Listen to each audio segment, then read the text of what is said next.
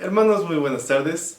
Vamos a tener nuestra meditación en esta tarde y en esta meditación me gustaría que habláramos de la salvación. El título de esta meditación es Salvación 101 y es porque me gustaría que regresáramos al conocimiento básico, a lo básico de lo que es la salvación. Pero antes de continuar, les pido que por favor me acompañen en una oración. Amado Padre Santísimo, te damos gracias, mi Señor Dios, por todo lo que tú has hecho en nosotros durante este tiempo de dificultad. Te damos gracias, mi Señor Santo, porque no nos has abandonado, sino todos los días, mi Señor Dios, nos bendices y nos enseñas.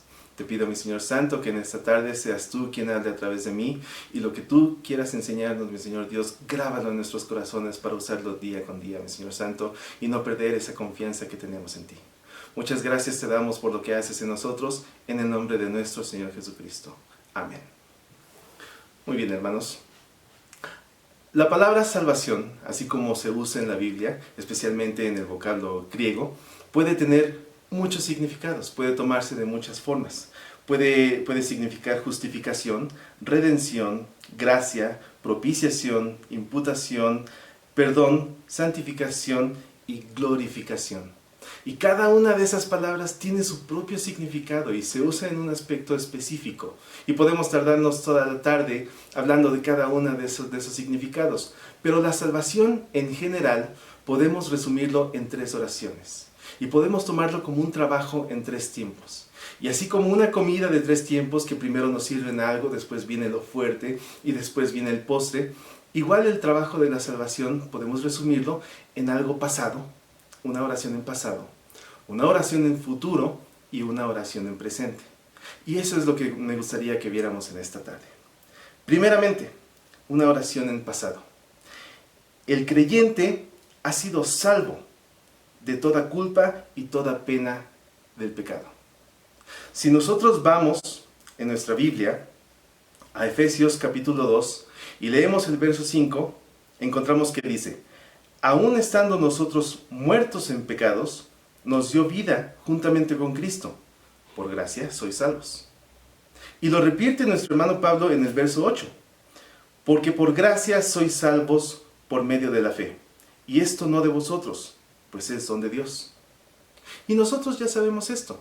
Lo aprendimos desde el principio, de que la salvación no es algo que nosotros tengamos que ganarnos. El Señor no se fija en lo que nosotros hacemos, en lo que nosotros decimos, no se fija en nuestras obras, nuestros trabajos.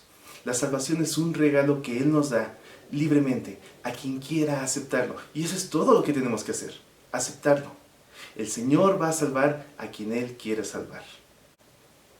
Si nos vamos a Lucas 7, desde el verso 48 hasta el 50, desde el verso 36 hasta el 50, nos encontramos un relato muy bonito. Cuando Jesús visita a Simón, un fariseo, y dentro de su casa, una mujer considerada pecadora por todo el mundo, llega y llora a los pies del Señor. Y lava los pies del Señor con perfume, con sus lágrimas, les pone perfume, los seca con su propio cabello. Lavar los pies, nosotros sabemos que en aquel tiempo era un trabajo considerado indigno, solo para las clases muy bajas, solo para los criados de la casa. Y sin embargo esta mujer llega y se humilla ante Jesús. ¿Y qué es lo que le dice Jesús al final de todo eso? Leemos en Lucas 7, capítulo 7, verso 48. Y a ella le dijo, tus pecados te son perdonados.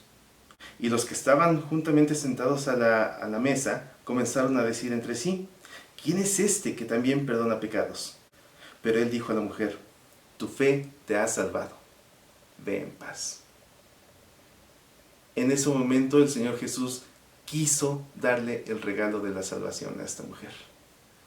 Así como en su momento el Señor Jesús quiso darnos a cada uno ese regalo. No por lo que hiciéramos, no por lo que nosotros fuéramos, sino porque Él quiso, porque Él nos ama. Ese es el primer tiempo. Un regalo que se nos dio en un momento, en el pasado. Vamos a la oración en futuro. El creyente será salvo en el sentido de que será conformado a la imagen de Cristo. Y aquí estamos hablando de algo que nos va a suceder en un futuro, que no lo tenemos nosotros ahorita, que no se nos ha dado aún, sino va a suceder en un futuro.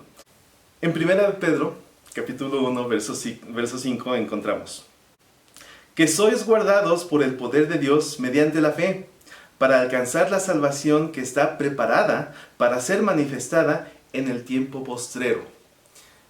Nuestro hermano está hablando de algo que va a suceder en un futuro, que nos va a suceder a nosotros y que tenemos por seguro, pero que aún no ha sucedido. O sea que hay algo reservado para nosotros en un futuro, un crecimiento mayor a lo que podamos tener aquí en la tierra.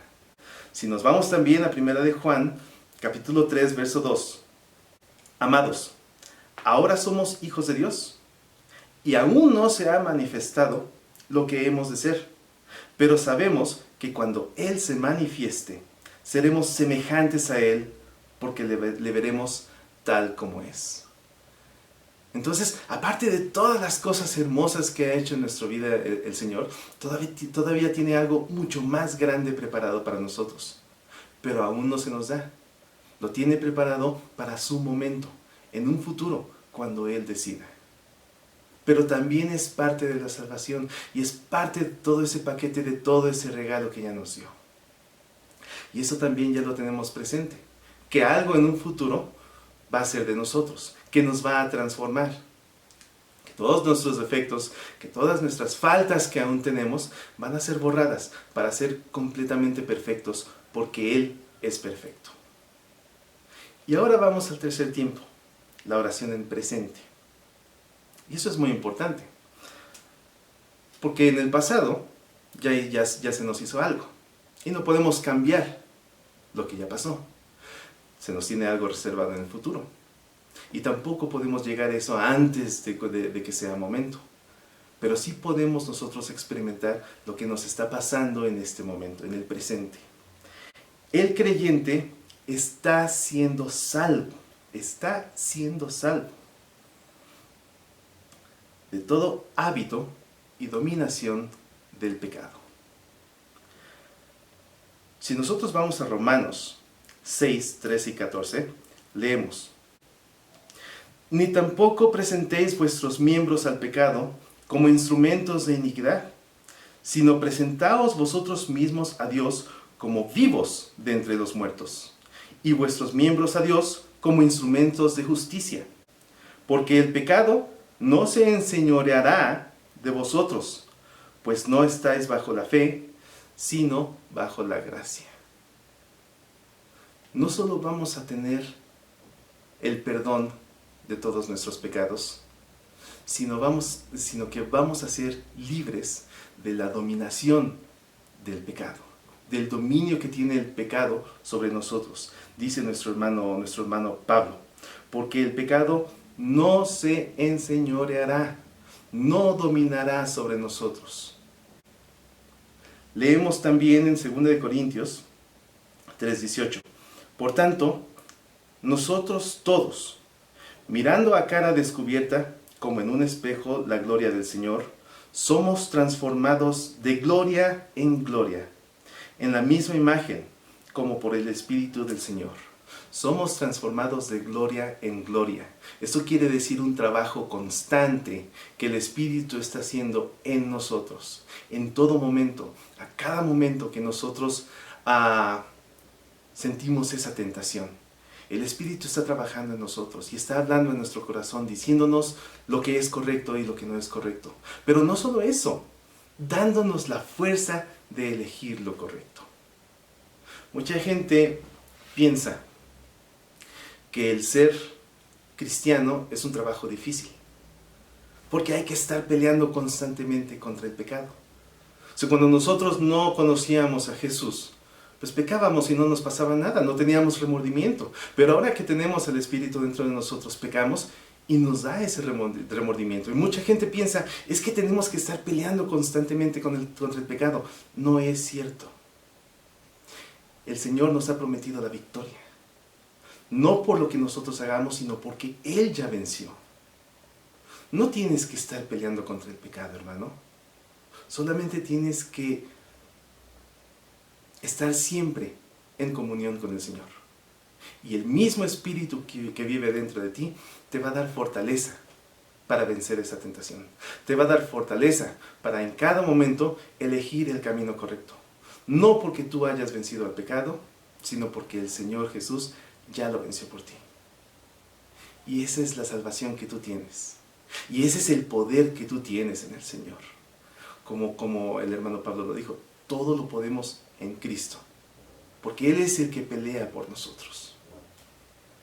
Pero esa es la salvación y ese es el poder que tú tienes que aceptar y tienes que reclamar para ti mismo. Porque si tú no lo aceptas y si tú no decides usarlo, si tú no decides estar siempre con el Señor para recibir su fortaleza, entonces no te aprovecha de nada. En 1830, un hombre llamado George Wilson en Estados Unidos robó una oficina de correos y fue condenado a la horca, a morir colgado. El presidente en ese momento, que era Andrew Jackson, le extendió un indulto, un perdón, perdonándolo de su crimen y librándolo de la horca. Pero resulta que George Wilson no quiso aceptar ese perdón. Entonces los oficiales de la cárcel no sabían qué hacer. Ya estaba perdonado, pero él no quería aceptar ese perdón. Y turnaron el caso a la Suprema Corte de Justicia, en donde un juez dijo, George Wilson va a tener que ser colgado. Y en el comentario de su sentencia dijo, el perdón, un indulto, solamente es un pedazo de papel, que no tiene poder y no tiene autoridad hasta que es aceptado por el que es perdonado. Si George Wilson no quiere aceptar ese perdón, entonces el perdón no sirve. Lo mismo contigo, hermano. El perdón que Dios te da no va a tener poder sobre tu vida hasta que tú decidas aceptarlo y hasta que tú decidas utilizar ese poder en tu vida. Entonces, a eso te invito esta tarde. Una última cita, Filipenses 2, del 12 al 13. Leemos: Por tanto, amados míos, como siempre habéis obedecido, no como en mi presencia solamente, sino mucho más ahora en mi ausencia, ocupaos en vuestra salvación con temor y temblor, porque Dios es el que en vosotros produce así el querer como el hacer, por su buena voluntad.